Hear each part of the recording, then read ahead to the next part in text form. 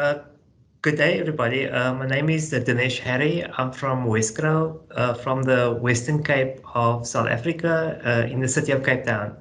My role at Wesgro is the portfolio manager for the manufacturing sector. I'm joined by my colleague, Lisa Johansson, who's the Green Economy Investments and Finance Liaison at Green Cape. For my presentation today, I'm just going to go through a little bit about Wesgro and a little bit about the manufacturing sector. Lisa will focus on the green economy. So thank you.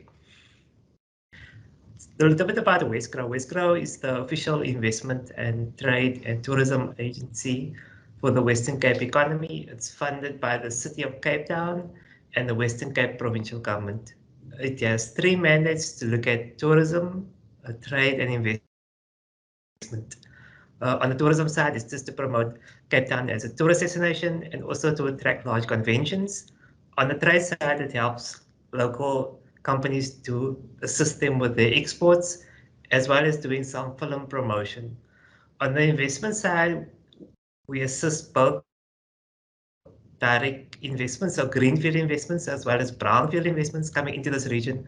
And the way we assist companies is to help them through the whole process of investing into the Western Cape and South Africa. Just looking at the past 5 years of Wesgro and the accomplishments we achieved, we've secured over 109 bids through the convention center. We've attracted over 11 billion rand investment into the Western Cape, facilitated over 10,000 jobs, assisted just under 3,000 exporters, and we published over 577 reports for the agency. Just looking at the Western Cape and its connectivity and headquarter positioning, we've been ranked by the World Airport Awards for the past few years. So we have a world-class airport infrastructure. We have 3 international seaports, which is Cape Town is the major port, with additional ports of Saldanha and Mossel Bay. We have 4 excellent universities, which are based here, and this also assists many companies in finding recruitments for their company. These are just the leading sectors in the Western Cape. Retail, agriculture, agribusiness, asset management are quite prominent and well established. We have the green economy, tech industries, and BPO. We find a lot of BPO companies are based in this region, as well as the oil and gas, agriculture, and tourism sectors in the Western Cape region. Wesgro collaborates with the Invest South Africa one-stop shop. So we have 13 government departments based in the center. And the main reason for the center is to assist any investors coming into the Western Cape region, as well as assisting with any red tape issues that they might be facing and help them through the whole process. Thank you. Thanks, Dinesh. Hi, my name is Lisa Johansson, and as Dinesh mentioned, I am the Green Economy Finance and Investment Liaison for both Wesgro and Green Cape. Just looking at a macro perspective of the Western Cape and South Africa, South Africa is ranked second in Africa with regards to GDP. And looking at the Western Cape, based on if it was an African country, it would have 55 billion worth of GDP.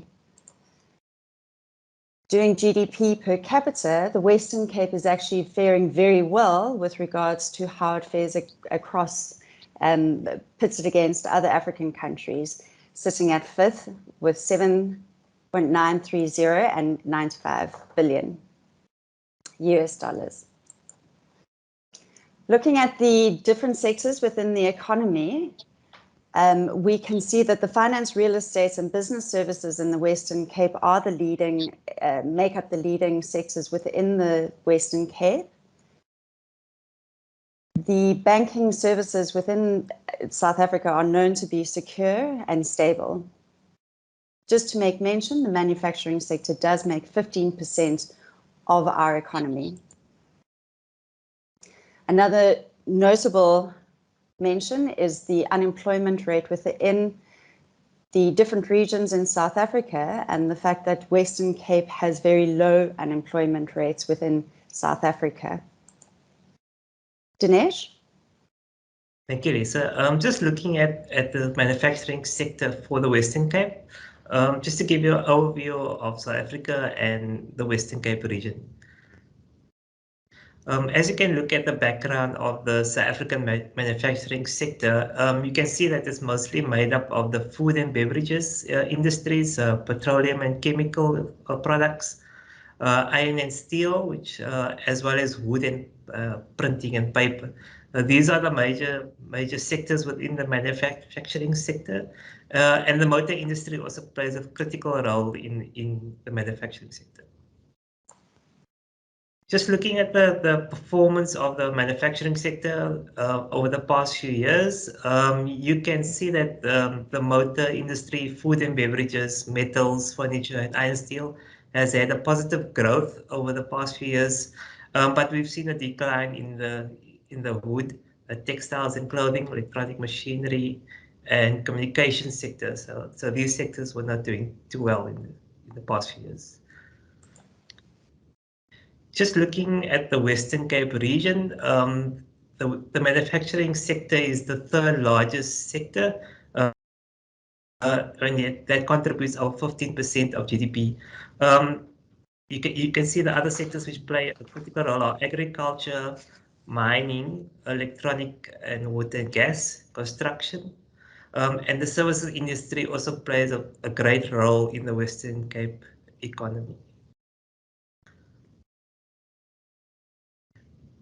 Just looking at key opportunities in the manufacturing sector, these are the sectors that we are looking for investment.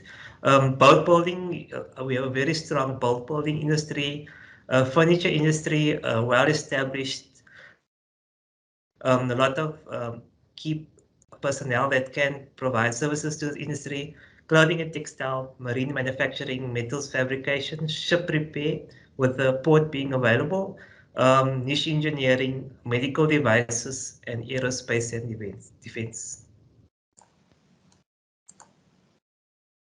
What are the key advantages of setting up a manufacturing facility in the Western Cape? We have a high standard of living, available skills force. We have the port available, so both Cape Town Port, Saldanha and Mossel Bay. Direct flights coming into Cape Town. We have the skills available. We have businesses that can support your industry, that help you to grow. Geographic location, so Western Cape is situated at the port, so having your products exported into different African markets and internationally, it's a quite good advantage. Thank you. Thanks, Dinesh. I'm going to take over now with regards to energy, specifically around looking at the opportunities that are available here in Cape Town and the Western Cape. The other company that I work for, Green Cape, or should I rather say that there's a healthy collaboration between the two firms, which really speaks to the level of collaboration that happens in the Western Cape, is a company called Green Cape, really focusing on green economy. Its main mandate is to drive the widespread adoption of economically viable green economy. It really works with businesses, investors, academia, and government to create a value chain and essentially drive green tech and green economy in the not just Western Cape, but also South Africa. It has been around since 2010, and within that time, there's been over 19,000 local jobs created with 42 billion Rand inward investments, and we do have over 2,500 members. Finally, just also mention that we are a member of the International Clean Tech Network, which is an organization of 16 green economy non-profit organizations that are, just like us, looking to drive green economy throughout the world. One of the biggest value adds that Green Cape adds is the market intelligence reports. And if I can suggest that one heads over to the website and looks at our market intelligence reports, it's an excellent resource and presents many of the opportunities which I'm going to be discussing today. The market intelligence reports not only cover energy from a utility scale perspective, as well as energy services and electric mobility, but they also do go into sustainable agriculture, circular economy, and water. Looking at utility scale renewable energy, South Africa has a single utility power generator called Eskom, with installed capacity of 48 gigawatts and, unfortunately, predominantly 80% coal powered. In 2010, the Independent Power Producers Office became operational, and this was to initiate the Renewable Energy Independent Power Producers Procurement Program, or what I will be referring to as REAP. The REAP opportunity has successfully executed 4 bid windows with close to 200 billion rand investments into South Africa, with 20% international investment. Just to make note, 70% of those international investments do hold their headquarters here in Cape Town. The areas that we are focusing on are solar PV, as well as onshore wind, as well as a few other, biogas being one of them. To date, we've secured 6.4 gigawatts, of which 4.3 gigawatts are operational, and a further, the balance coming online within this year. We have concluded bid window 5. It closed in August. The South African government is looking for a further solar PV of 1 gigawatt and onshore wind of 1.6 gigawatts. 102 projects were submitted, and the preferred bidders are to be announced in October 2021. It is full expression that the continuation of the REAP will continue. The bid window 6 is expected to open late 2021, and a further bid window 7 to open early 2022. The target is to secure an additional 20.4 gigawatts by 2030, and the breakdown of this is solar PV of 6 gigawatts and onshore wind 14.4 gigawatts. Related to a RAND value, solar PV, the potential market value is 99 billion, onshore wind of 271 billion, and distributed generation of 48 billion. This also does provide a huge opportunity for local manufacturing with regards to renewable energy components and systems, as the REAP does call for a minimum local content requirement within the solar PV agreement of 45% and the onshore wind of 40% of total project cost. Just to make mention, the Atlanta Special Economic Zone, based here in Cape Town, 40 kilometers up the coast, is a specially designated area for green tech. This is with the idea of green firms leveraging off each other, and it does have investment incentives attached to it. Continuing on, the further opportunities is within utility scale battery energy storage from a governmental perspective, and this is still from a utility scale perspective, that the government is still looking for an allocation of 2,088 megawatts by 2030. The small-scale embedded generation is dominated by rooftop solar PV for commercial and industrial sectors, and predominantly commercial retrofits and new builds. Just to make mention within the Western Cape that there is a big agri-business, and agri does feature quite heavily here. The market is expected to potentially grow by 7.5 gigawatts by 2035, and total available market of 5 billion per annum, which is roughly 75 billion by 2035. So huge opportunities within this space. There's a secondary market for PV system components, and that's within the panels area, 5 billion, and inverters, 2 billion over the next 5 to 10 years. The types of solar PV installations that we see here in Cape Town and the Western Cape is rooftop, ground-mounted, carport, and floating. From an energy storage perspective, there is continued interest in hydrogen, lithium-ion, and vanadium redox flow. Manufacturing for lithium-ion batteries in South Africa presents a strong entry point to the wider South African continent. This is because of the safety concerns regarding lithium-ion batteries. Further to this, there's also a major driver of energy storage in behind-the-meter backup power and uninterrupted power supply applications and systems. Of course, there's also energy efficiency opportunities in smart metering and demand-side management.